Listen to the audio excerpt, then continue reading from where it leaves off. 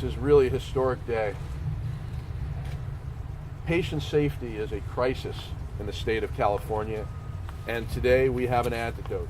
It's a petition that's been circulating for 5 months as of today that is the Troy and Alana Pack Patient Safety Act. The legislature has yet to deal with this crisis, and we're here with 233,000 signatures in the boxes before us for LA County. These are all LA County voters who've voted with their signature to put the Troy and Alana Pack Patient Safety Act on the ballot.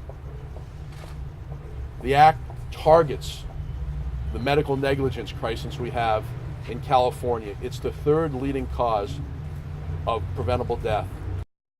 Today, too often patients are locked out of the legal system. There's not access to justice because we have a cap on malpractice damages that's 38 years old.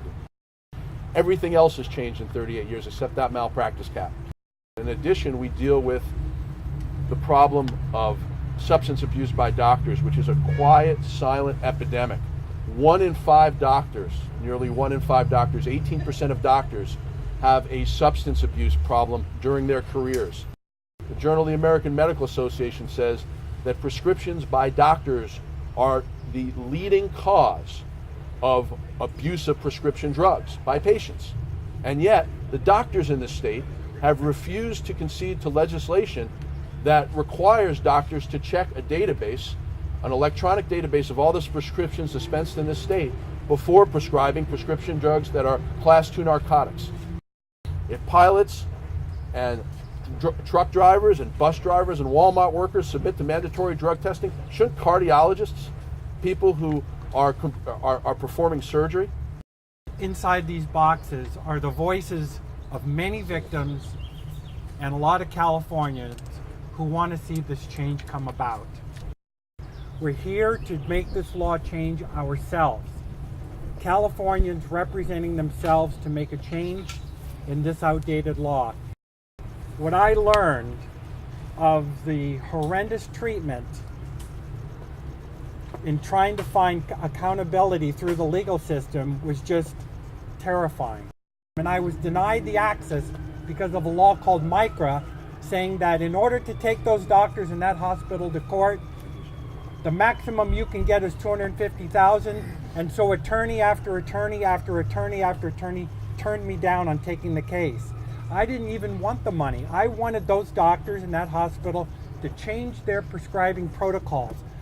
That's like a 747 jet crashing every 10 hours. We're very concerned about the Malaysian airline. What if a 747 crashed every 10 hours? You think we'd be doing more than we do in the state right now? Our beautiful son was drugged to death from the very medical professionals from whom he sought treatment. In our quest to seek justice and accountability, my husband and I ran into this unfair and outdated law called MICRA.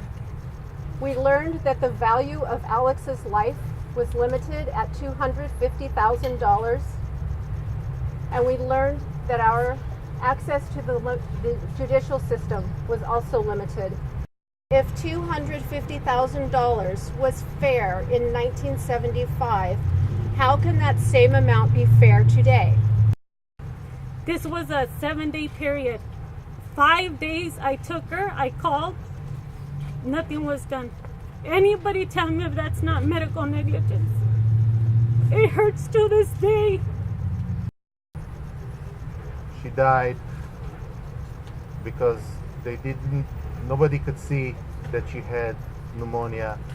They just thought she had the flu and gave her some Tylenol. The patients here have been incredibly patient. They've waited decades for change. They're waiting till the very last minute, 5 months after they started gathering signatures, after giving notice almost a year ago to the legislature that there needed to be change. We're simply indexing the cap for inflation. We're simply applying testing rules that apply to other professions. We're simply requiring checking of a database before prescribing drugs to an addict.